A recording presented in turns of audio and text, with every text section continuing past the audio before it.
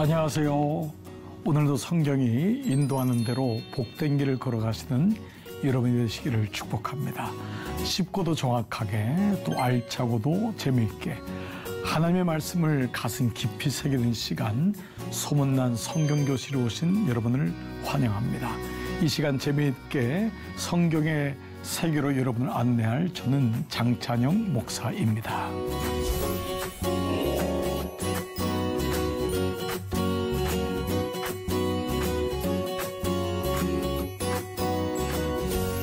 자, 여러분 기억나시죠? 우리 사무엘서를 이제 우리 시작했습니다. 오늘 네 번째 시간인데요. 첫 번째가 한나 이야기, 기도가 당신입니다. 우리는 엘리 이야기, 예배가 당신입니다. 그리고 지난주는 바로 부르심이 당신입니다. 사울 왕의 부르심에 대한 말씀을 나누었습니다. 자, 이제 오늘은 드디어 사울 왕의 이 조짐이 좋지 않은 이 과정을 보게 됩니다. 여러분도 알다시피 사울은 결국은 패망의 왕으로 그러한 반면교사로 우리에게 남지 않습니까? 그리고 다윗이 등극하죠. 자, 이 사울 왕을 통해서 우리가 사울의 반응이 참 아쉬운 게 많습니다. 그래서 우리는 이 반응이 당시입니다 라는 말씀으로 오늘 사무엘서의 네 번째 우리 소문난 성경교실 칼과 떨림 사이에서를 나누도록 하겠습니다.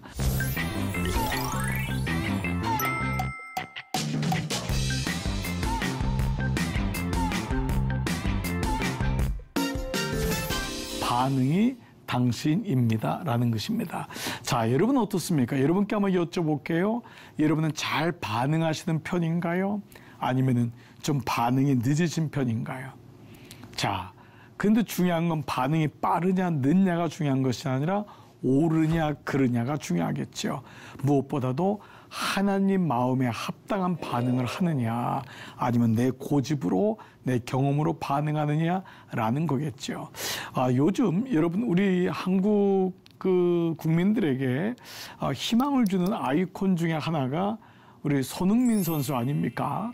참 우리가 얼마나 자랑스럽게 생각하고 손흥민 선수의 일거수일투족이 많은 사람들의 뉴스에 회자거리에 올라가고 또 지난 월드컵이나 이럴 때 말도 할 것 없죠. 근데 여러분 이 책이 근간에 나왔는데 이 모든 것은 기본에서 시작한다. 바로 손흥민 선수의 아버지시죠. 바로 이 손웅정 씨가 쓴 책입니다. 이 축구는 몸으로 하는 것이 아니다 라는 얘기를 해요. 그래서 아주 재밌는 얘기를 하는데 제가 좀 여러분에게 하나 좀 읽어드릴게요. 이 손흥민 씨가 이런 얘기를 했어요. 축구는 몸으로 혼자 하는 또 운동이 아닙니다. 축구는 여럿이서 같이 하는 운동입니다. 혼자만 잘한다고 되는 운동이 아닙니다. 당연히 팀이 원하는 선수, 팀을 위한 선수가 되어야 합니다.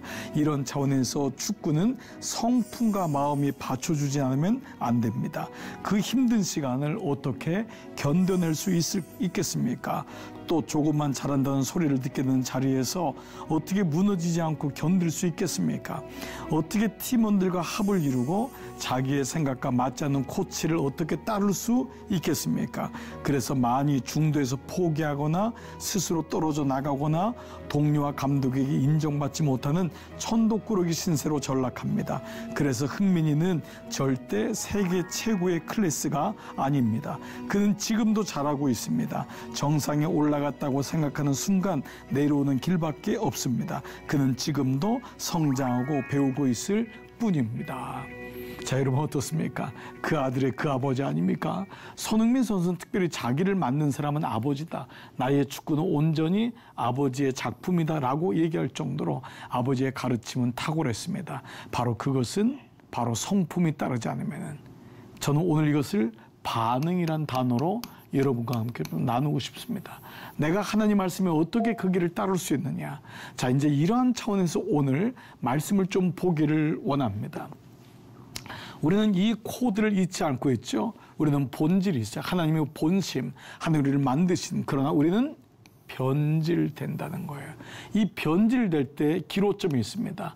어떻게 될 거냐? 다시 떨어질 거냐? 아니면 다시 올라갈 거냐? 예, 이거를 타락이라 그러잖아요. 완전 실패죠. 예, 우리는 절망해요. 실패로 갈 거냐 아니면 회복으로 갈 거냐. 예. 모든 사람들은 변화되기를 원합니다. 이런 의미로 본다면 우리에게는 이 본질과 변질과 변화 속에서 오늘 사울은 이 변질되는 과정 속에서 어떻게 했길래 그는 변화되지 않고 결국은 실패한 왕으로 우리에게 나타나고 있을까? 자, 오늘 이 사울의 변질의 몰락의 조짐들이 보입니다. 자, 그 중에 하나가 사무엘상 13장 9절 사울이 이르되 번제와 화목제물을 이리로 가져오라 하여 번제를 드렸더니 자, 여러분 이 말씀은 사무엘이 더디옴으로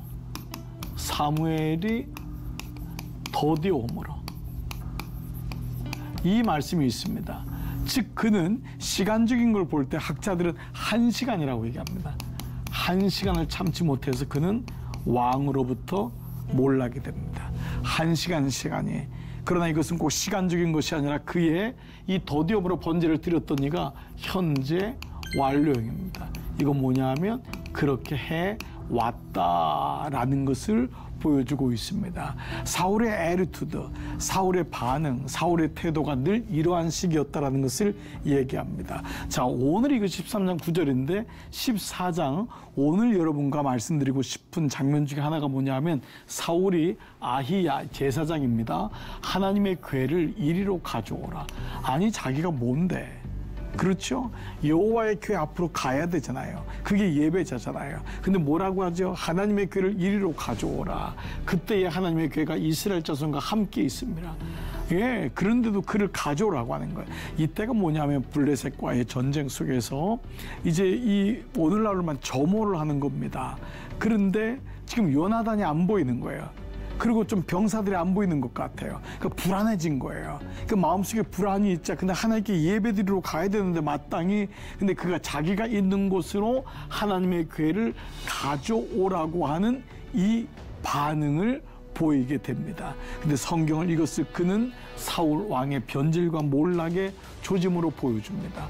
자, 이것을 저는 이렇게 한번 써봤어요. 왕관의 무게에 이 카보드란 말이 뭐냐면 여러분 아시죠? 영광이란 단어입니다. 영광이 떠났다.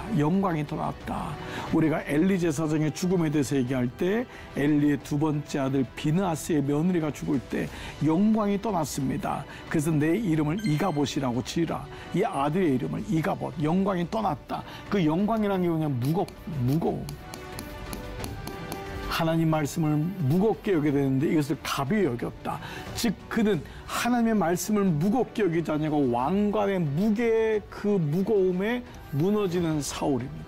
하나님 말씀을 받고 두렵고 떨림으로 그의 말씀을 받는 자가 아니라 왕관의 무게에 눌려서 그만 그는 하나님의 법궤도 가져오게 하고 자기 마음대로 예물을 드리고 번제를 드리는 모습이 있었던 것입니다. 이런 의미에는 변질에는 이유가 있습니다. 추락하는 날개가 있다는 거예요. 이유가 있습니다. 그것은 바로 하나님과의 관계에서부터 시작된다는 것을 여러분 오늘 말씀은 시작하고 있습니다. 뭐든지 여러분 이유가 있습니다. 내가 왜 이러지? 가만히 묵상해 봐야 됩니다. 사울왕은 바로 그러한 자기의 모습을 찾았어야 되는데 찾지를 못한 거였어요. 바로 그것은 첫 번째 이 사무엘서를 계속 꿰뚫고 있는 예배의 부재, 예배의 변질, 바로 예배자에서부터 구경꾼이 되고 참경꾼이 되고 바로 이러한 모습이 계속적인 말씀으로 이어지고 있는 것을 보게 됩니다. 여러분은 아시는 대로 다윗은 복개가 들어도 춤을 췄죠.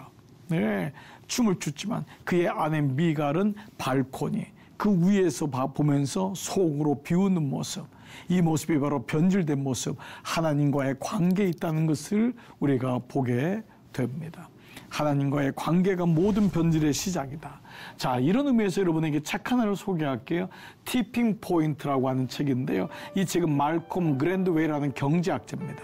수학학자이기도 하고 경제학자인데 모든 것이 티핑 포인트. 이 책은 물론 이제 쌓였던 것이 어느 날 갑자기 매출을 올리는, 그때는 몰랐는데 어느 날 갑자기 되는, 모든 게 이제 티핑 포인트라고 하는 개념을 썼는데요. 그래서 여기도 보면 상품이 뜨는 지점을 알려주는 유행의 심리학이다. 그래서 이것이 상품이 뜨는 데가 있다라는 것을 얘기하고 있습니다.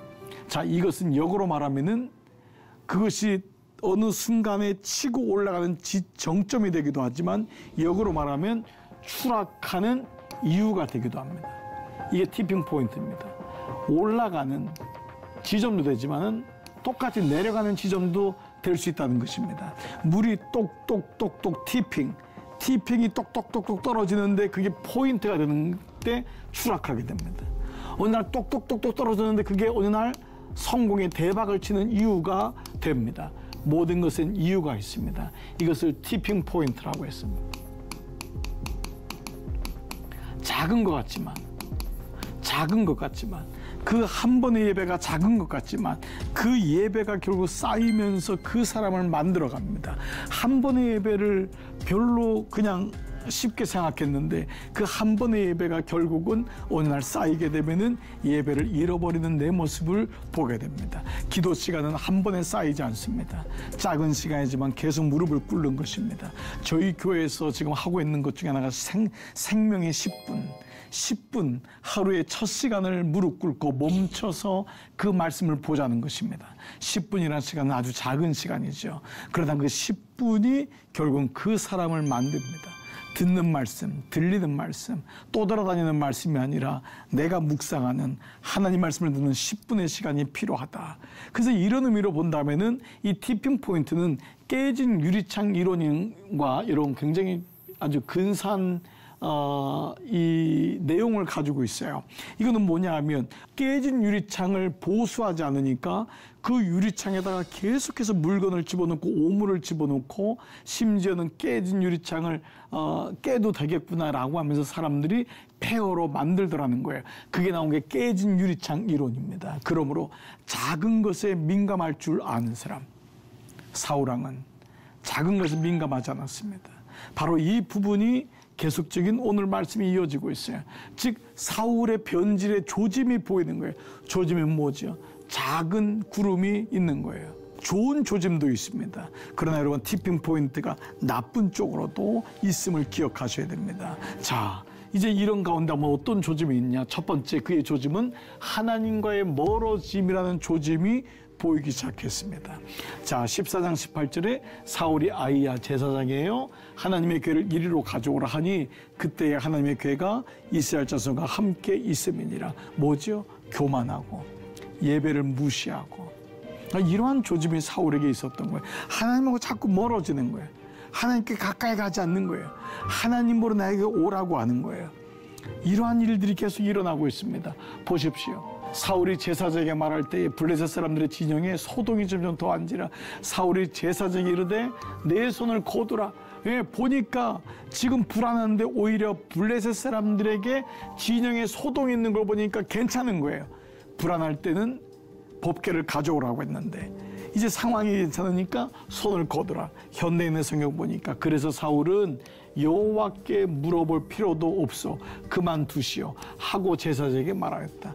여호와께 물어볼 필요도 없어. 급할 때는 하나님 어디 계신가요? 도와주세요라고 했더니 뭐예요? 상황이 좋아지니까 하나님께 물어볼 필요가 없습니다 라고 하는 모습입니다. 첫 번째 그의 조짐은 하나님과 멀어지고 있음을 보여주고 있습니다. 자, 이런 가운데 두 번째 조짐이 있습니다. 그것은 바로 하나님과의 멀어짐은 공을 세우고 그 결과 공과의 집착으로 됩니다. 내가 이 전쟁을 승리로 이끌었으라고 하는 자기의로 가득 차게 됩니다. 자, 오늘 본문 말씀 가운데요. 20절 사울과 그와 함께한 모든 메시에 모여 전쟁에 가본즉 블레셋 사람들이 각각 칼로 자기의 동무들을 침으로 자기들끼리 난리가 났어요. 크게 혼란했어요. 전에 블레셋 사람들과 함께하는 히브리 사람이 사방에서 블레셋 사람들과 함께 지정에 들어왔더니 그들이 돌이켜 사울과 요나단과 함께한 이스라엘 사람들과 합하였고 에브라임 산지에 숨었던 이스라엘 모든 사람도 블레셋 사람이 도망함을 듣고 싸우러 나와서 그들을 추격했어요. 그러니까 사울은 한 게 아무것도 없어요. 사울은 한 게 아무것도 없는 거예요. 자, 이 말씀의 결과를 뭐라고 얘기하냐면은 여호와께서 주님께서 그날에 이스라엘을 구원하심으로 전쟁이 벳아웬을 지나가니라. 그러니까 주님이 하셨다는 거예요. 그러니까 사울은 아무것도 한 게 없는데 사울이 뭐죠? 내가 했다고 했다. 내가 했다고. 내가 했다고. 이것이 사울 왕의 공가에 집착한 모습이었습니다. 여러분, 언제 조짐이 보이죠? 하나님이 안 보이고 내가 보이는 거예요. 교회 생활도 마찬가지입니다. 내가 없으면 안 되지. 나한테 안 물어봐? 우리는 많은 사람들이 여기 머물러 있을 때가 많습니다. 목사인 저도 마찬가지고 지도자들도 마찬가지로 이러한 우를 범할 때가 있습니다. 그래서 교회에 오래 다닌 사람이 오히려 교회의 방해물이 될 때가, 주님의 일에 방해가 될 때가 참 많지요. 그래서 우리는 늘 우리 스스로를 잘 봐야 됩니다. 그리고 교만하지 않도록 하는 것이 얼마나 중요한지 알 수가 없습니다. 첫 번째, 하나님과 멀어지고, 두 번째, 공가에 붙잡히는 모습을 보게 됩니다. 이걸 가리켜서 주어 상실이라고 하는 것입니다. 저는 이 주어 상실을 이런 표현을 해보는 거예요. 그 뒤에 보면은 이 공가의 집착이 충동적인 명령으로, 충동적으로, 그러니까 내가 의가 되니까 여기 대해서 잘못된 명령을 내리는 사울로 바뀝니다. 굉장히 여러분 실제적이지 않습니까? 우리가 하나님이 없게 되고 나밖에 안 보이면은 어떻게 됩니까? 충동적으로 명령 내립니다. 잘못된 명령을 내리고 잘못 해석을 할 때가 많습니다. 하나님 앞에 잠잠히 멈추어 그 말씀을 보고 지혜를 얻는 자와 그렇지 않은 자는 너무도 차이가 많습니다. 우리가 하루의 시작을 생명의 10분으로 시작하는 이유가 여기 있습니다. 말씀을 가지고 내가 묵상하고 그 말씀 앞에 엎드리고 하나님 내게 말씀하십시오. 그것으로 시작한 사람과 하루를 보챈과 바쁨과 분주함과 분노 속에 시작할 때는 어떤 일이 일어나죠? 충동적으로 잘못 명령을 내리거나 그 명령을 잘못 해석하게 됩니다. 이것이 지금 사울에게 있었던 아주 안 좋은 반응이었어요. 자, 사울이 어떠한 명령을 내렸는지 보겠습니다. 14장 24절. 이날에 이스라엘 백성이 피곤했어요. 이는 사울이 백성에게 맹세시켜 경계하여 이르기를 저녁 곧 내가 내 원수에게 보복하는 때까지 아무 음식물이든지 먹는 사람은 저주를 받을지어다. 지금 전쟁하느라고 피곤해 죽겠는데 너무 힘든데 음식물도 먹지 못하게 하는 거예요. 그러므로 모든 백성이 음식물을 맛보지 못하고, 여러분 전쟁터인데요. 사울 왕이 뭐라 음식 못 먹겠나 하는 거예요. 그 음식을 선포한 거예요. 그 잘못된 명령이 내려가는 거예요. 그래서 저는 이것을 I와 W 사이를 했어요. 저는 I라는 게 나도 되잖아. 나와 Word, W를 이렇게 해석했어요. W가 대문자일 때 Word라는 것은 하나님 말씀이거든. 늘 나와 하나님 말씀 사이에 어떠한지를 봐야 돼. 이 간극이 멀어지면 멀어질수록 충동적인 여러분 명령을 내리고 충동적인 삶을 살 수밖에 없습니다. 그걸 가리켜 중독적인 삶이라고 하잖아요. 저는 이 I를, 이 나라고 하는 I도 있지만 I라는 단어가 I의 대문자다. I am impulsive me. 어떤 거냐면 이게 바로 충동적입니다. impulsive. 충동적인 나라는 거예요. 충동적인 나. 충동적인 나냐 아니면 말씀을 가진 나냐. 하나님 말씀을 가진 나냐. 이 두 사이에 우리는 사실은 존재하고 있는 것입니다. 사랑하는 여러분, 여러분은 어떻습니까? 오늘 우리 삶에 이런 얘기들이 많이 있잖아요. 자, 제가 조금만 더 가볼게요. 자, 이 말씀을 보니까 충동적인 사건이 어디로 가냐 하면은 사울이 그 말에 불쾌하여. 이것은 다윗이 골리앗을 이겼을 때의 장면이에요. 전쟁을 끝나고 돌아오는데 심히 노하여. 다윗에게는 만만을, 내게는 천천을 두르니 그가 얻을 것이 나라 말고 무엇이냐. 이때 다윗의 나이가 10대예요. 그거를 본 사울 왕이 뭐라 하냐면 불쾌하여 노하여. 어린 아이들이 춤을 추면서 부르는 노래를 듣고 나라까지도 저 아이에게 가겠구나라고 과대 생각을 하게 되는 것입니다. 그야말로 과대망상이죠. 심지어는 사울이 아들 요나단이 다윗을 도와줬어요. 그랬더니 뭐라냐, 화를 내며 그에게 이르되 패역 무도한 계집의 소생이라. 자기의 아내를 향해서, 아들의 엄마를 향해서 패역 무도한 계집이라고 그래요. 소생아, 내가 이세 아들을 택한 것이네. 이세 아들은 다윗이잖아요. 내 수치와 내 어미의 벌거벗은 수치됨을 내가 어찌 알지 못하는가. 여러분이 놀라운 일이 일어납니다. 사울이 뭐죠? 지금 완전히 잘못된 선택을 하고 있는 거예요. 바로 impulsive things, 바로 충동적인 사건입니다. 이게 어디로부터 왔을까요? 하나님으로부터 멀어짐, 조짐. 이것이 첫 번째입니다. 말씀이 없어지게 되면 결국 내 공과예요. 내가 이만큼 일했기 때문에 자기 의의가 중심이 되는 것입니다. 결국 그 자기 의의 중심, 자기밖에 모르는 사람은 결국 뭐냐면 충동적인 사건을 통해서 자기를 사랑하는 사람들을 다 잃게 되고 결국은 외롭게 된다는 것이 오늘 말씀을 통해 보여줘요. 또 한 권의 책인데 이 똑같은 사람입니다. 이 책의 내용이 개인과 공동체를 티핑 포인트에 이르게 하는 힘이 뭐냐면 어떻게 반응하게 하는 힘이에요. 이 책의 내용이 반응하게 하는 힘인 거예요. 어떻게 개인이 공동체가 이 어려운 우리 사건 속에서 사울과 같은 그런 반면교사가 아니라 다윗같이 하나님의 사람으로 살아갈 수 있을까? 그는 두 가지를 얘기하는데요. 이 책에서 첫 번째가 뭐냐면 소수의 힘이에요. 변화와 승리하는 것은 많은 사람이 하는 게 아니에요. 여러분 적다고 실망하지 말라는 거예요. 바알에게 무릎 꿇지 아니하는 7,000명이 있다는 거예요. 그러므로 그 마음속에 작은 마음이라도 소수가 그 마음을 가지고 있더라도 실망하지 말고 하나님 앞에 반응하라는 거예요. 요나단이 오늘 이 본문에 보면은요, 자기의 무기를 든 소년에게 이르되 우리가 이 할례 받지 않은 자들에게로 건너가자. 여호와께서 우리를 위하여 일하실까 하노라. 여호와의 구원이 사람이 많고 적음에 달리지 아니하였느니라. 요나단 마음속에 왜 아버지는 자꾸 저렇게 못한다고 무섭다 그럴까? 근데 그는 자기의 소년과 함께 그 땅으로 들어가는 거예요. 소수의 법칙. 교회도 마찬가지고 하나님 일도 마찬가지입니다. 작은 자가 그 마음을 오병이 옵니다.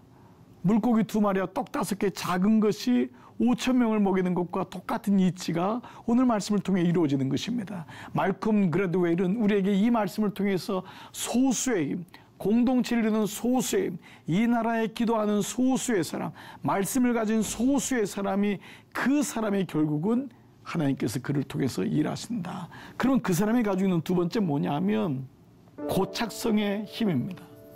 이건 뭐냐면 소수의 사람들이 가지고 있는 전념의 메시지를 가지고 반복하고 해석한다. 이것이 고착성이라는 거예요. 고착성은 딱 붙어 있는 거거든요. 근데 반복되어 있는 거예요. 힘이 있는 거예요. 소수의 사람들이 승리를 얻기 위해서는 그가 사울의 실수를 번복하지 않고 하나님께 영광을 돌리기 위해서는 전념의 메시지, 복음을 가지고 반복하고 해석하는 방식을 가지고 있다. 그래서 이 단어가 고착성이라는 단어를 이렇게 표시했어요. 원 메시지. 원 메시지. 예.